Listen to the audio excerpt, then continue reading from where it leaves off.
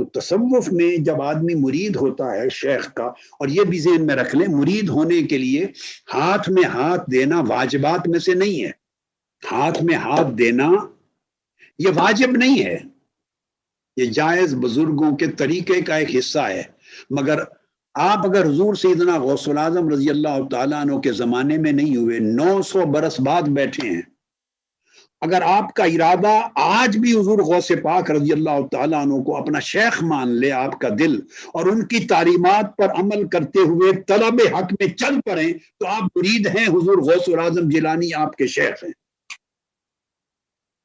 ہاتھ میں ہاتھ تو آپ نے کیا دینا تھا، آپ تو پیدا ہی ان کے 900 سال بعد ہوئے، 900 سال بعد پیدا ہوئے.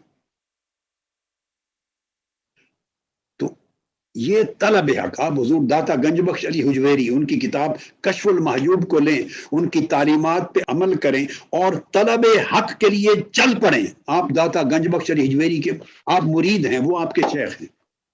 یعنی شیخ اور مرید کا رشتہ سمجھ لیں، مرشد کا رشتہ استاذ کا رشتہ ہے.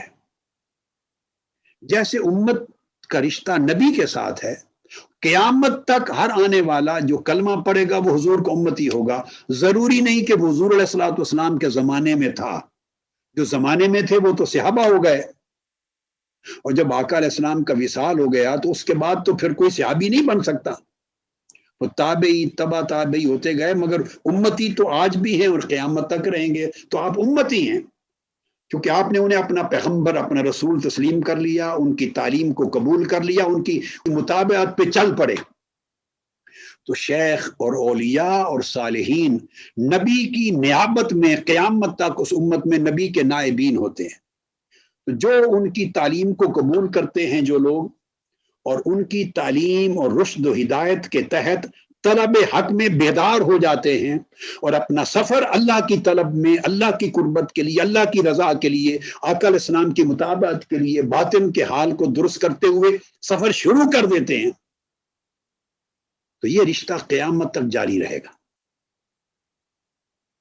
اس لیے حضور علیہ السلام نے فرمایا، حدیث پاک میں ہے، صحابہ کرام نے پوچھا یا رسول اللہ اگر کسی سے محبت ہو، قلبی تعلق ہو، اور زندگی بھر ان سے ملاقات نہ ہو تو کیا ہوگا؟ فرمایا ان کو بھی اللہ قیامت کے دن جمع کر دے گا.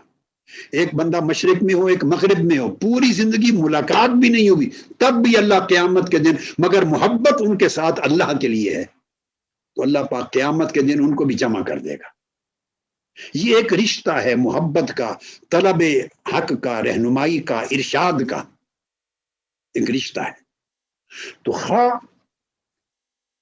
آپ مجلس میں موجود ہیں اور کسی کے ہاتھ میں ہاتھ دے کر بیعت کی ہے، خواہ آپ نے ہاتھ میں ہاتھ دے کر بیعت نہیں کی، تعلق کے محبت قائم کر لیا ہے، انہیں اپنا استاذ اور شیخ بنا لیا ہے، خواہ ہاتھ میں ہاتھ دے کر بنایا ہے، خواہ بغیر اس کے اپنے دل کے ارادے سے ایک ارادہ کر لیا، ایک تہیہ کر لیا، ایک فیصلہ کر لیا کہ میں فلاں کا شاگرد ہوں، میں فلاں سے سبق لوں گا، فلاں کی تعلیم پر چلوں گا، فلاں کی رہنمائی پر چلوں گا اور اللہ کو پاؤں گا. یعنی آپ ایک ارادہ کرتے ہیں، آپ کے دل کو بیدار کرتے ہیں، آپ کا رشتہ ارادت کا، مریدی کا قائم ہو گیا، وہ آپ کے شیخ ہو گئے. مگر شرط یہ ہے کہ وہ ارادہ کیا ہے؟ وہ ارادہ ترک عادت کا ارادہ ہے، وہ طلب حق کے لیے سفر جاری رکھنے کا ارادہ ہے، اور ترک ما سوا کا ارادہ ہے. اور پھر دنیا تو دنیا ہے، آخرت بھی ترک کر کے فقط طلب مولا کا ارادہ ہے. یہ اگلا سٹیپ ہے طلب مولا کا. تو جب بندہ طلب آخرت میں سفر شروع کر کے طالب مولا ہو جاتا ہے تو وہ مرید ہوتا ہے. پھر ایسے جو جس کی ارادت اس طرح کامل ہو جاتی ہے تو اللہ پھر اس کا ارادہ کرتا ہے، اللہ اس کو چاہتا ہے تو پھر وہ اللہ کا مراد بن جاتا ہے. جیسے قرآن مجید میں فرمایا، قل ان کنتم تحبون اللہ فاتبعونی یحببکم اللہ. بندہ اللہ کی محبت کا ارادہ کر کے چلے، آقا علیہ الصلوۃ والسلام کی مطابقت کرے تو اللہ اس کو اپنا محبوب بنا لیتا ہے. تو سفر شروع ہوتا ہے محب سے اور اینڈ ہوتا ہے اللہ کا محبوب بننے پر. تو طلب حق کا ارادہ کرتے ہوئے سفر شروع ہوتا ہے مرید ہونے سے اور اینڈ ہوتا ہے اللہ کی مراد بن جانے سے. اللہ اسے اپنا مطلوب بنا لیتا. महबूब बना लेता। सबसे पहले नई वीडियोस को हासिल करने के लिए शेखुल इस्लाम डॉक्टर मोहम्मद ताहिरुल कादरी के ऑफिशियल यूट्यूब चैनल को सब्सक्राइब करें और बेल आइकन क्लिक करें।